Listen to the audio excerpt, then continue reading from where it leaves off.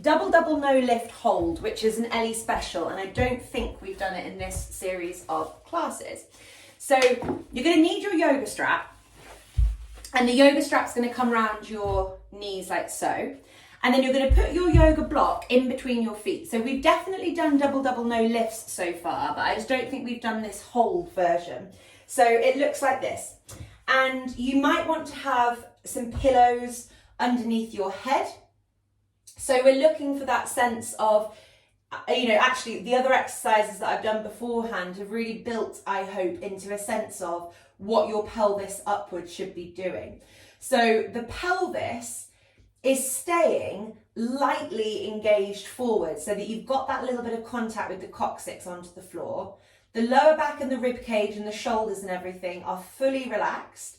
If you need a pillow or three in order for you to feel grounded through your pelvis and grounded through your rib cage, then please use pillows, okay? So we don't want your rib cage flaring up off the floor. We want you to be grounded and relaxed in your thoracic spine. Don't have your feet too far away from your body because that's going to make it harder. So if you feel like you're struggling to kind of put your toes on the floor in this position, then bring your feet a bit closer to your bottom. And you may also find that helps kind of relax your pelvis and your lower back down slightly onto the floor as well. It might create a bit less strain in the upper body. And the first bit of the exercise is, I've got this new yoga strap that I really don't like. It doesn't hold as well as my other one. The first bit of the exercise is a simultaneous squeeze out of the strap and squeeze in of your feet. So you're driving into the block with your big toe joints on both sides. If you've got a bunion, do your best. So you're kind of going for that region, but I appreciate that if the toe's in that position, it will make it hard. But just go for like the inner edges of your feet as much as you can. But if you're okay to do so, big toe joints push in. Inner edges of the feet push in, ankle pushes in, and we're holding that contraction there. Not a 10 out of 10 level of effort, by the way, otherwise you'll kill yourself. We're doing like a 2 out of 10 level of effort. And at the same time, you're squeezing out with the strap, and we're holding this contraction. So we're not doing what we've maybe done previously, which is that squeeze, hold, release, squeeze, hold, release, squeeze, hold, release. We're holding this contraction, and hopefully, the longer that you're doing this for, you're noticing that maybe the sides of your kind of hips are waking up a little bit, sides of your pelvis, potentially a little bit into the glutes and the hamstrings. Some of you might notice stuff going on through your like calves and your feet, but very much it should be quite concentrated on the outside edge of your hips as it stands at the moment. If you're getting things going on in your lower back, then use the pillows. Bring your feet closer towards you and don't try quite so hard.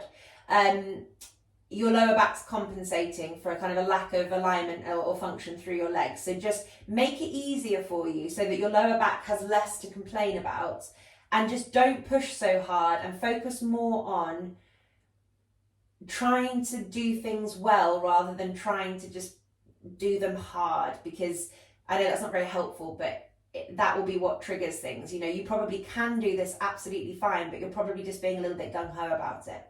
So the next thing that I want you to do is keeping that stuff going on. So we're squeezing in with the feet and out with the knees. I want you to spread your toes nice and wide for me so that you're trying to do that active starfish thing with your toes. And without scrunching them, I want you to push your big toe joints and the ball of your foot down into the floor. So we're doing an inward squeeze with the block, outward squeeze with the strap, and a downward push through the ball of the feet and the toes without scrunching the toes as much as possible. So what we are effectively doing is plantar flexing the feet. By pushing the ball of the feet down into the floor, you're not kind of pointing your foot like a ballerina because your foot's locked in place. But this downward pressure through the balls of the feet like this will be waking up the arches of the feet. And you may then start noticing that the other elements of the exercise start becoming even more intense. You might get more wobbles, more burning going on. And basically you're activating like another little bit of your foot. a very important part of your foot. So, you know, those of you who've done my classes this time round and probably forever, you know how much I bang on about the feet, but we're activating this chain called the deep front line. So you're really focusing on relaxing this upper body. Your belly's not doing anything. Your lower back's not doing anything. Your rib cage is grounded. Palms are facing up. You're not clenching your hands or clenching your jaw or your neck or anything like that. And we're just trying to spread the toes wide and push down mainly through the big toe joint. So it's a downwards push. And if you weren't keeping your heels kind of connected to the floor, that downward push movement would lift your heels up. But we're not letting that happen. And it's just this like funny little movement that I can find is so powerful for so many of my clients. And we're going to stay here for another 3 minutes. And once again, I'm going to do my best to be as quiet as possible, but you know I'm not very good at that because I keep wanting to remind people of things.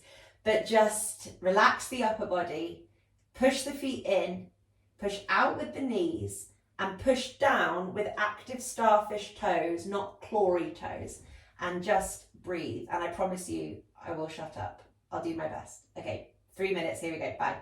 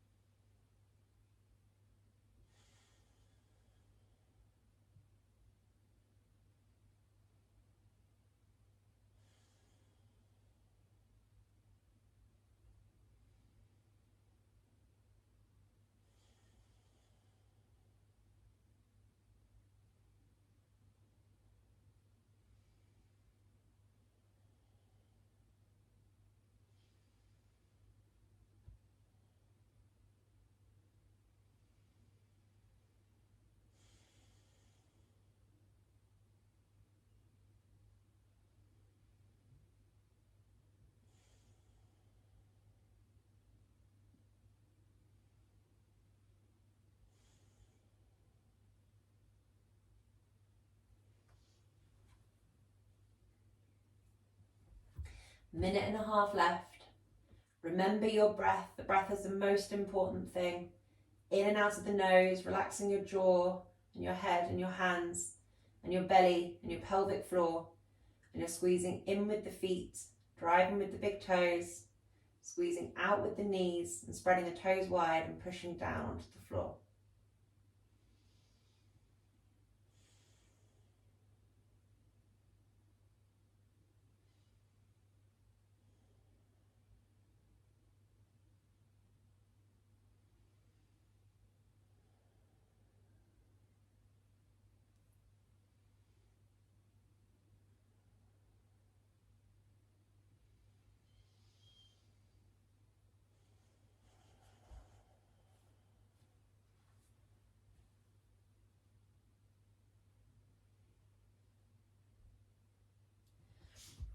Seconds left. Go for glory. If it's become too easy, can you try a little bit harder? Is there a little bit more squeezing out you can do? Is there a little bit more pushing down you can do?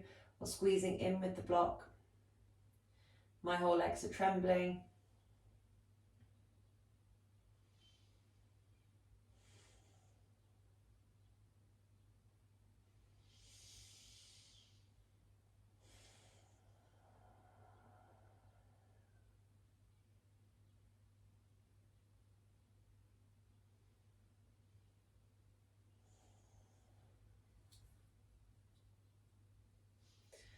Okay, 4, 3, 2, 1. And relax off for me there. So hopefully, if you're feeling that correctly, you're waking up the kind of arches of your feet, which will be sort of relaxing, stimulating and relaxing your hip flexors. But what the strap is doing is really waking up those kind of deep 6 external rotators that you'll feel further in than your normal big fat glutes on the outside, or big fat glutes if they're anything like mine. But there's that really deep burning sensation in the glute area. So let's pause the video